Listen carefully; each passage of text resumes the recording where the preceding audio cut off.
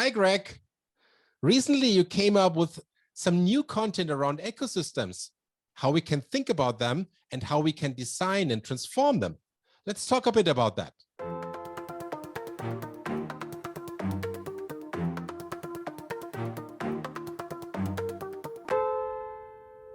First of all, where did the inspiration to look at ecosystems come from? Hi, Christian. I've always been very interested in innovation in the context of making big change happen. About 10 years ago, I was in China, and this was a context where a lot of things were going on. They were working on lifting people out of poverty, tackling pollution, going from being the factory of the world to being an innovator. So I was really intrigued, and I started asking people, locals around, about what they were inspired by, examples. And everybody started to say, we love Taobao, Jack Ma, Taobao. I knew Jack Ma, I didn't know Taobao.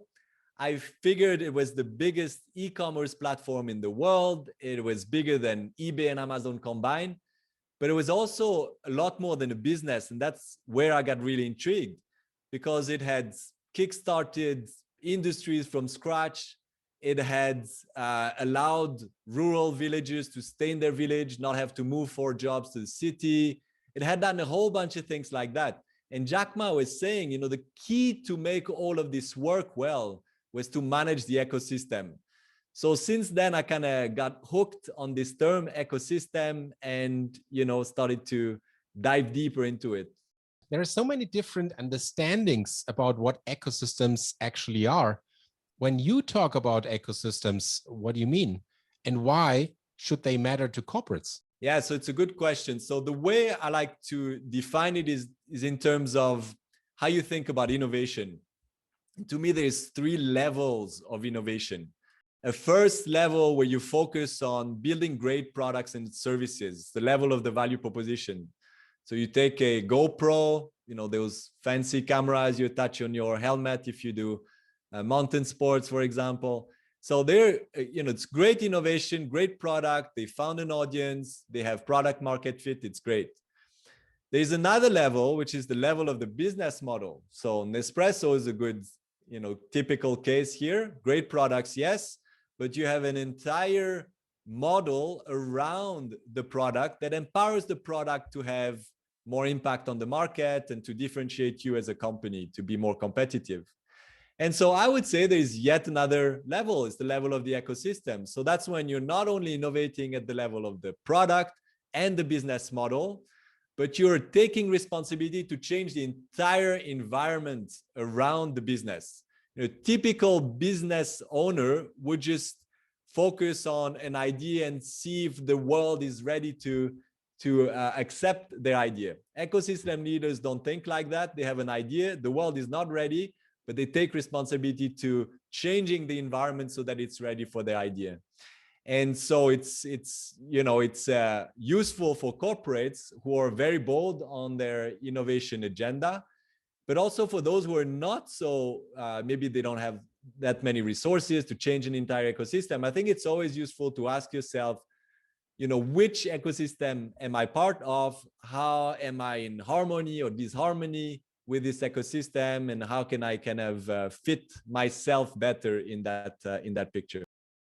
Who in a large company should be responsible for ecosystem design? How would you describe this role? And what does it take so that ecosystem design has a realistic chance to be successful in and for a corporate? Yeah, so if we're talking about something as big as changing an entire environment, it has to be the responsibility of the top of the company, CEO, board even, I would say. But I think it comes with a twist, because a typical CEO is good for, as I was saying earlier, is good for building great business models.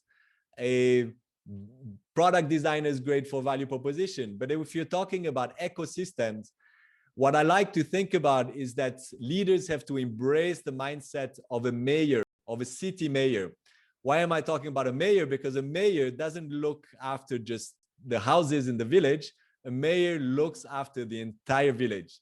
So that means the houses, yes, but it also means building roads, building the schools, ensuring citizens get along with one another, maybe relationships with other villages. So it's a much more systemic, much larger responsibility that they have to embrace. The job of a mayor is ultimately to look after the well-being of its citizen, right? And with more and more companies interested in focusing on creating positive impact on the environment and the society, rather than just doing great business, are ecosystems a way to do both, maybe?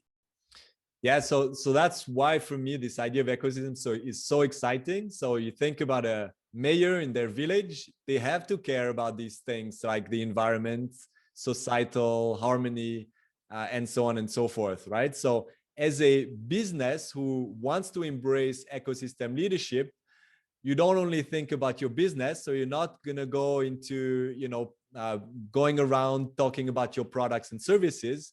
What you have to do is inspire with a societal mission, right? And why do you have to use a societal mission? Because as you change the environment, you're going to bump into other stakeholders. You're likely going to co-create, to work with other stakeholders. So nobody's going to be inspired to follow you along your business objectives, right? Selling more of your products. They need to find themselves into a bigger vision where they understand where they fit in, where they feel included, and have the incentive for themselves to join along this change of the environment, to build a new ecosystem where they can really benefit from as well. So in a large organization, if you want to play the role of an ecosystem designer, what do you do? How do you start? What are good mayor strategies?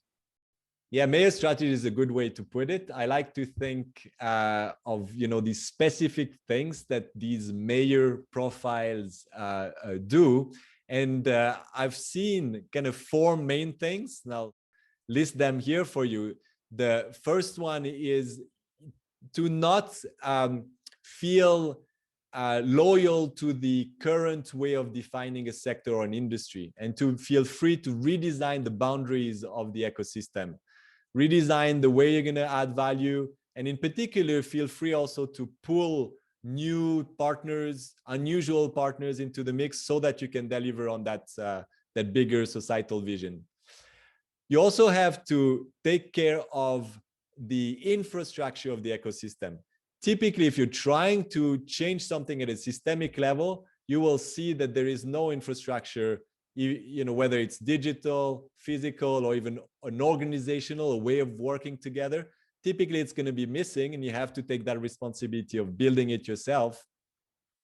And then what you want to also do is optimize not just your piece of the pie, but the entire ecosystem, the entire village, right? You want to make sure that the village delivers as up to its potential. So you take responsibility for removing the obstacles, connecting different stakeholders, so that it's optimized as a whole.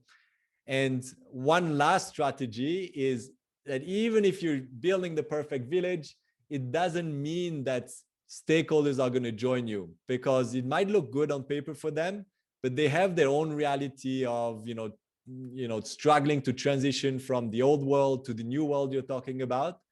And often as the leader, you have to again take a higher, bigger responsibility in helping them make that transition so that they are successful as well. Wow, this is fantastic. I'd love to hear more about all these strategies. However, we don't have time to look at all of them, but let's look at one in a bit more detail. Let me pick one. Let me share value and help others succeed. Let's look at this one. What's behind that? Yeah, share value and help others succeed. So there's different ways of thinking about that, different kind of sub-strategies here. So one example that comes to mind is Amazon and the ebook ecosystem. So Amazon had designed a great ecosystem, fantastic transition. We're going to read books online.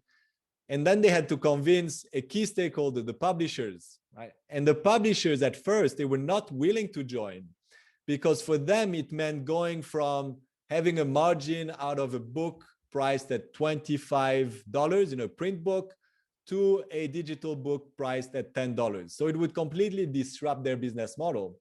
So what Amazon did as the ecosystem leader is that they said to the publishers, all right, publishers, we're going to give you our share of the profit. We're not going to make any profits. For us, it's not about profitability. It's about the long-term game and about connecting it to the other pieces of our broader ecosystem. So subsidizing is one of those sub-strategies. Another one is enabling the ecosystem. For example, Tesla gives their patents away for free to the industry. And yet another one is about educating or upskilling stakeholders. You think of Alibaba in the context of Taobao, creating a university with the sole purpose of making these micro entrepreneurs that were coming on their platform, making them successful at doing business. So, you know, if they do that, then it's good for the micro entrepreneurs, and of course, it's good for the platform as a whole. So, if you start with ecosystem design, how long does it take until first results and impacts can be seen? What do you think? Yeah, so it's another good question, because it's another difference between typical business and an ecosystem. I like to think about ecosystem leaders embracing different timeframes of how they think in terms of results. And so I think there is a very long time frame, 10, 15 years away, where you're trying to paint a picture of what the ecosystem will ultimately look like. But a vision, so it's good to federate people, to catalyze, but it's not very practical. So what you also want are intermediary milestone, intermediary business models that allow you to do something practical and align with the vision at the same time. And then, as any good innovator, you want to embrace a lean startup approach to, you know, iterate your way to even that first business model. And if you think of Tesla, Tesla is a good example, because if you look, you could search that online. Elon Musk, I think back in 2006, wrote a blog post at the time talking about the master plan of Tesla. And the way he was talking about it is that he had this big vision. His big vision was all about expediting a move towards the solar electric economy, right? So that was the big vision. But he said, okay, that's further away. Right now, we're going to do it by starting to focus on building a sports car. And we're going to make some money from that, because we think there's a customer segment here ready to pay. And we're going to use some money to build a more affordable car. We're going to make more money. We're going to make yet another affordable car, make some more money. Those are his words. And then we're going to start kind of generating these zero emission power generation options, so solar panels, battery walls, and so on and so forth. So it's very much of an iterative way of kind of building one asset after another in a practical way, but yet that is aligned to that big vision of what the ecosystem ultimately looks like. So interesting.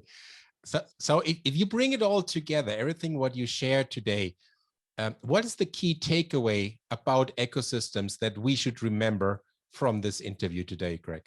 I think it's why I'm feeling so excited about it, is that this ecosystem lens is both the right thing to do if you're ambitious about your innovation agenda, and it's also the right thing to do for society, because that's a way of tackling systemic challenges that is, so needed nowadays.